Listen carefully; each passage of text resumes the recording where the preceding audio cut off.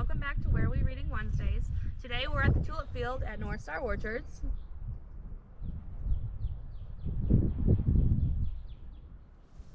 And we're going to be reading We Are the Gardeners by Joanna Gaines and Kids.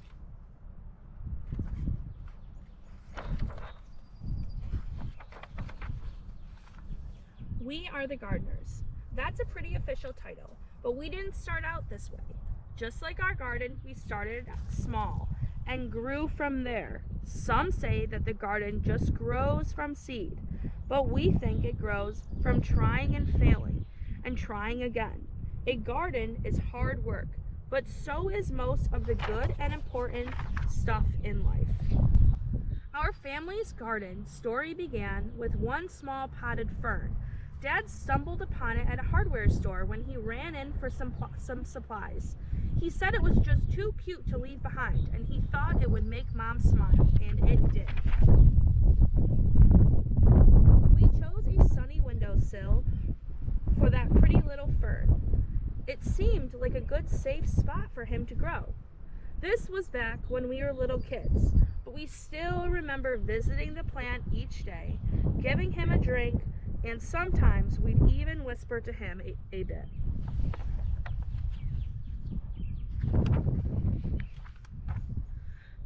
And then plot twist. Out of nowhere, our fern died. Death by overhydration. That's just a fancy way of saying we gave him way too much water. Looking back, each one of us must have watered him every day.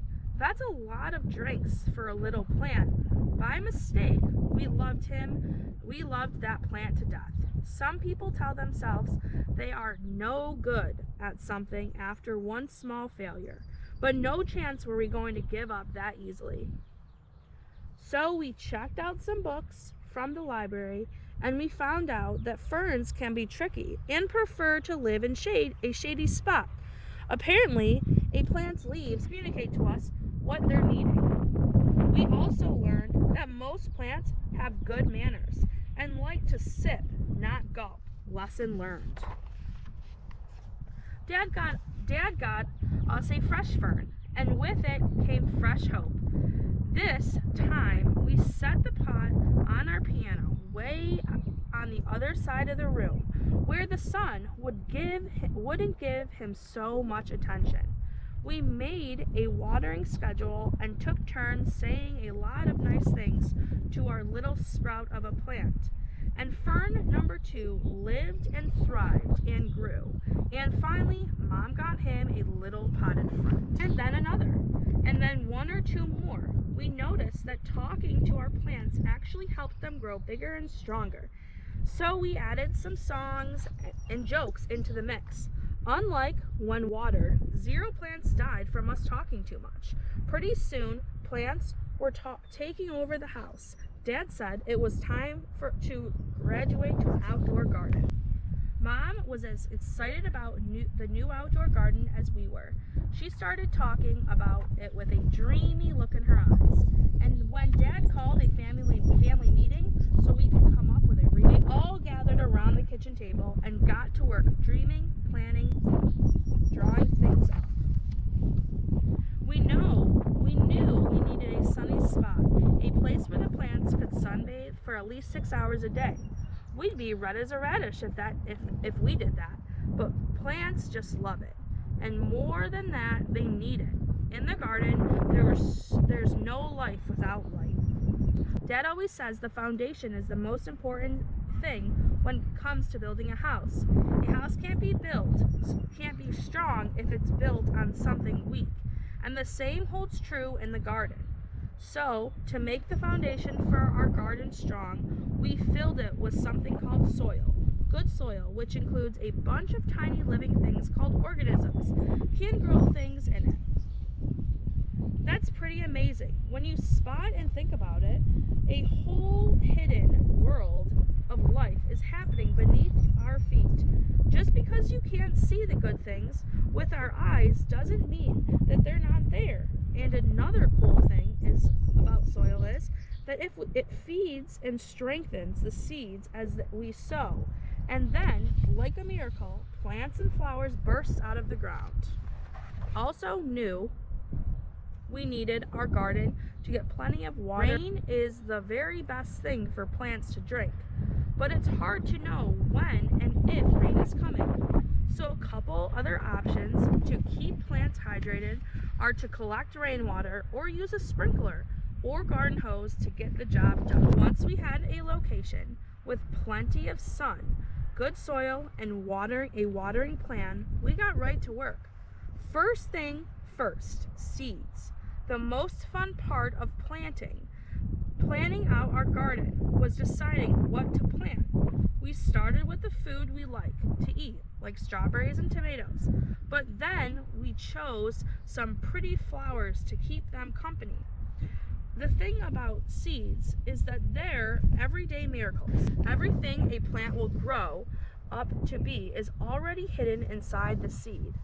We chose flowers like zinnias, sunflowers, and cosmos so that pollinators would visit our gardens. Butterflies, hummingbirds, and bees spread pollen around from flower to flower, encouraging even more things to bloom. We like knowing that little helpers are out there in nature working with us and helping this garden grow. Bees must have put the word out that we had plenty of good things going, because sure enough, all sorts of other critters started to arrive. We quickly found that there are 3 types of bugs in our garden: the good, the bad, and the ugly.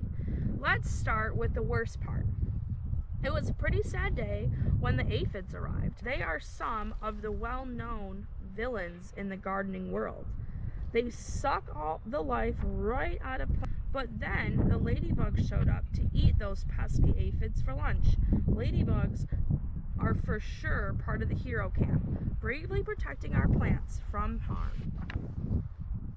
And we've got to tell you about earthworms.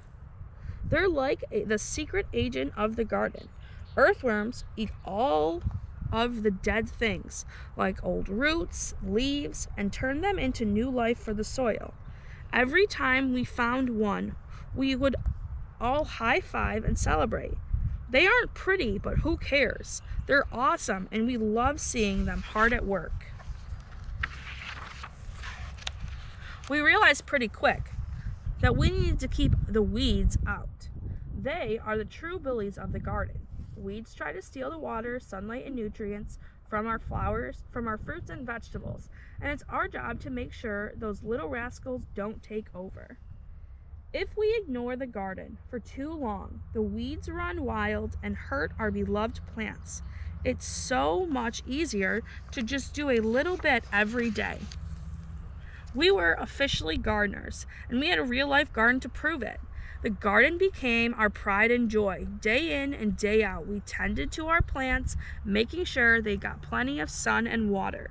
Every time a new plant sprouted up from the ground, our excitement grew right along with it.